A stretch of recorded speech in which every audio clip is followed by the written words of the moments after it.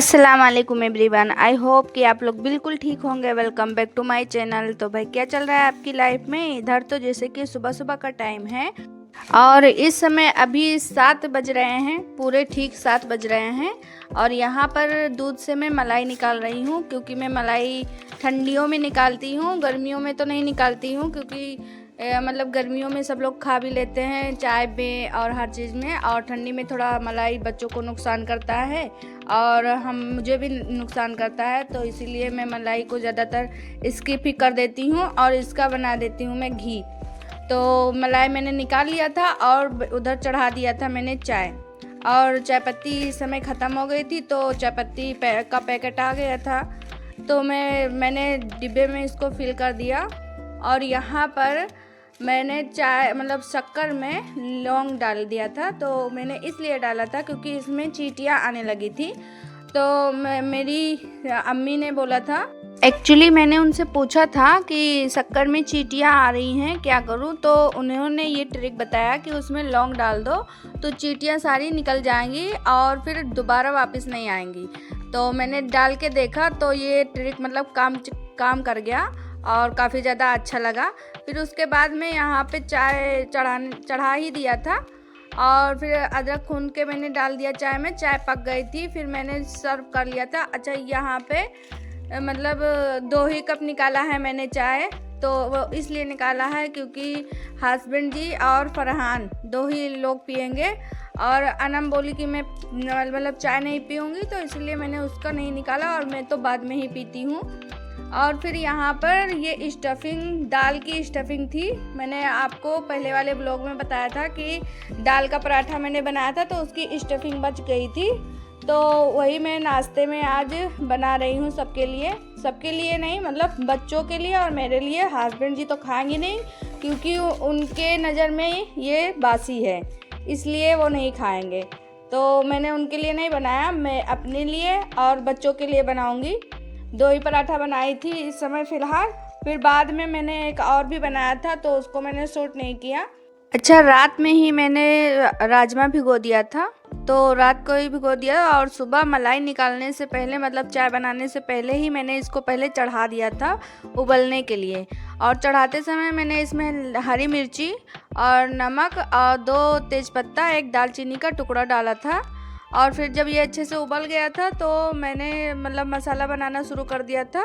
सरसों के तेल में प्याज डाल दिया थोड़ा, मतलब एक ही प्याज और वो भी छोटा था, तो इसको मैंने ब्राउन किया। उसके बाद में मैंने बेसिक मसाला डाल दिया था और मसाला डालने के बाद में थोड़ा सा भूना। अच्छा, अदरक लहसुन का जो है पेस्ट है ना, वो मैंने पीसा नहीं था, वो पैकेट वाला मैंने डाला था। मैंने बताया ना कि हर चीज़ में मैं नहीं पीसती हूँ, किसी चीज़ में मतलब नहीं पीसती हूँ, बस जब सालन बनना होता है तभी मैं पीसती हूँ।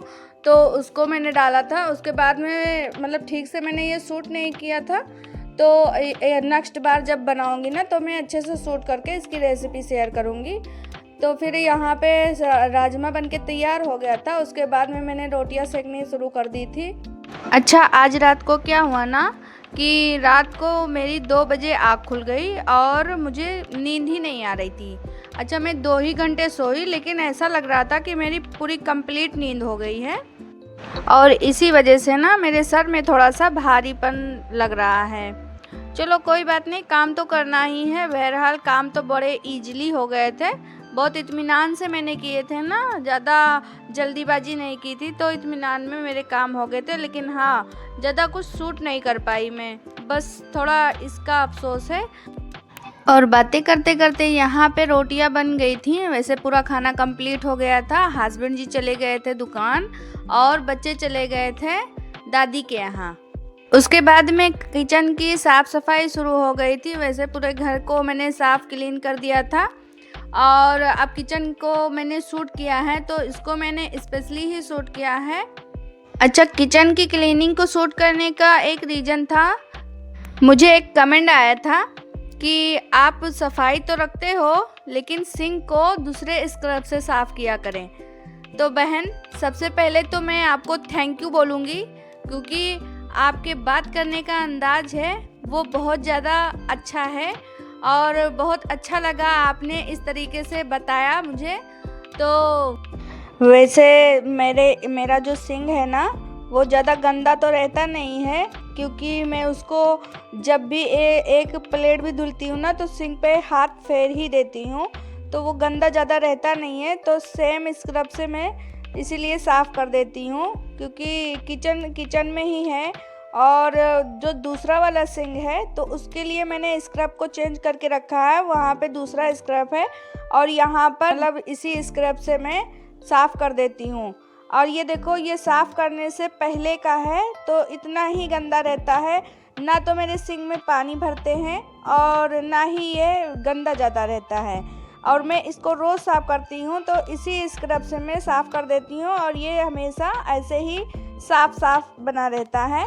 तो फ़िलहाल तो मुझे नहीं लगता कि मैं स्क्रब को चेंज कर दूँ।